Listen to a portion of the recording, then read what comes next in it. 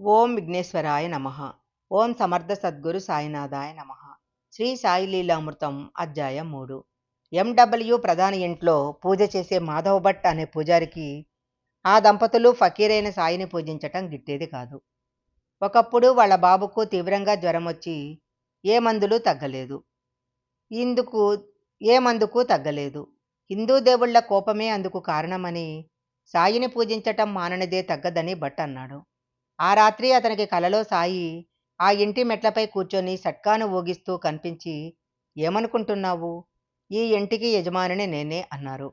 మొదట ఆ సంగతి భట్ ఎవరికీ చెప్పలేదు.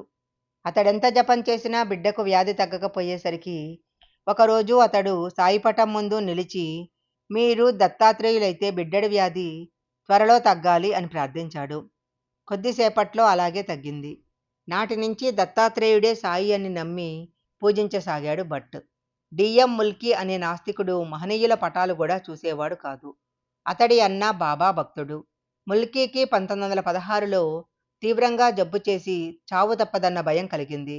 నాటి రాత్రి కలలో ఒక ఫకీరు కనిపించి, నా దర్శనానికి వస్తానంటే నీకు జబ్బు తగ్గుతుంది అని చెప్పి అతడు మాట ఇవ్వగానే మాయమయ్యారు. అతడు అందుకు భయపడి కేక పెట్టాడు. అతని వదినగారు కారణం తెలుసుకొని అతనికి బాబా పటం చూపింది. అతడికి దర్శనమిచ్చింది వారే. ఆ రోజే జ్వరం తగ్గింది. త్వరలో అతడు సాయిని దర్శించాడు. అతనికి కలలో కనిపించింది సాయే. కస్టమ్స్ శాఖలో పనిచేస్తున్న తోసర్కు 1895లో ఒకనాటి రాత్రి కలలో ఎవరో మహాత్ముడు కనిపిస్తే వారినే తన గురువుగా స్మరించుకోసాగాడు. అతడు 1910లో దాసగుణ చేసిన సంకీర్తనలలో బాబాను గురించి విని షిరిడీ వెళ్ళాడు. తనకు స్వప్న దర్శనం ఇచ్చినది వారేనని గుర్తించాడు. తరువాత ఇతడే వాసుదేవానంద సరస్వతి స్వామి వద్ద సన్యాసం తీసుకొని నారాయణాశ్రమగా ప్రసిద్ధికెక్కాడు. కోపర్గావ్లో 1890 వరకు మమల్తాదారుగా ఉన్న బాలబాటే సాయి ఒట్టి పిచ్చి పకీరని, అమాయకులు ఆయనను వెర్రిగా పూజిస్తున్నారని అనేవాడు. ఒకసారి అతని మిత్రులు కొందరు షిరిడీ వెళుతూ అతని విమర్శకు బాధపడి బాబాను స్వయంగా చూసి మాట్లాడమన్నారు. అతను కూడా వెళ్ళి షిరిడీలో 5 రోజులున్నాడు. చివరి రోజున దూరంగా ఉన్న అతనిని దగ్గరకు పిలిచి బాబా అతనిపై ఒక కాషాయం కప్పారు.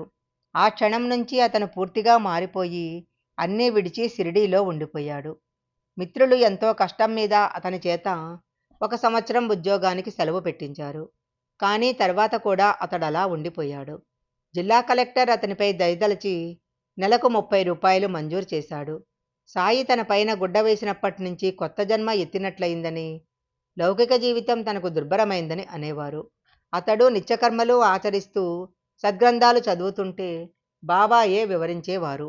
ఒకసారి వణిలోని సప్తశృంగి దేవాలయం పూజారి కాకాజీకి ఎన్నో కష్టాలొచ్చాయి. అతడు ఆ దేవిని ప్రార్థిస్తే ఆమె కలలో కనిపించి బాబాను దర్శించమని చెప్పింది. నాటికి సాయి ఖ్యాతికెక్కలేదు.